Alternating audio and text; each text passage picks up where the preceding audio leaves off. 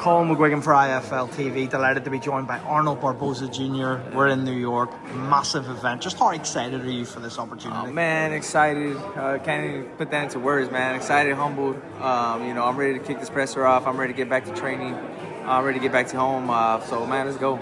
We've seen some clips circulating online of you two kind of having a bit of an exchange. What did Teo say to you? Man, he's just talking, man. That's all he does. When cameras are on, he talks, but when he's by himself, he's nothing. You seen Chance Crawford put his hand around him, man, and treat him like a little, whatever. But it is what it is, man. At the end of the day, he wants to build a fight, but, I really don't like this guy, so I'm looking forward to fighting him. Why don't you like him, Arnold? It's just the past, a lot of stuff that we got into, going back a few years, so it's just a big old track record that we have. So look, man, everything gets set on May 2nd, and we'll see who's better man. Teofimo's obviously quite an accomplished fighter. You yourself, you've just been in the Lions Den against Jack Catterall, defending your title. How do you feel coming into this against someone like Teofimo and his skill set? I think he's fighting me at the worst time he could possibly fight me. I just coming off of 2 big victories. I'm active. I'm ready. So we'll see. A lot of people think that he's gonna beat me, but I'm surprised everybody just like I did my last 2 fights. You obviously talk about previous bad blood with Teofimo. What does that resonate from, and can you give us a bit of an idea about that? It's just his dad, said some stuff, about me, saying that I was a tuna fight back then, and ever since then, that sparked everything. It just became this big old fire, wildfire. So just they started there, they trash talk over the years here and there, and we're ready, man. I'm excited to finally get my hands on him. Can't wait till May 2nd. Do you believe you knocked Teofimo Lopez out May 2nd? I believe I hurt him real bad. I believe he's not the same after this fight.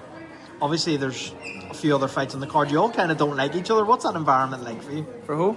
All the other guys on the card. You all kind of don't like each other. It's gonna be crazy, man. It's gonna be crazy. Like everyone, it's gonna be. I don't know. It's gonna be wild, man. I can't even. Do you have bad blood with the other guys? No, man. Maybe with Rolly a little bit, but nothing crazy. I think Rolly. I think we all gotta focus on our own fights. Let the trash talking be to our own people. Because I think. Earlier I seen Teofimo already trying to start something with Ramirez, and I was like, bro, just focus on me. I'm not focused on anybody else, man. So. How do you think the other fights go? Man, I think Ryan knocks out Rolly. I think Ramirez beats Haney, and I think I beat Teo.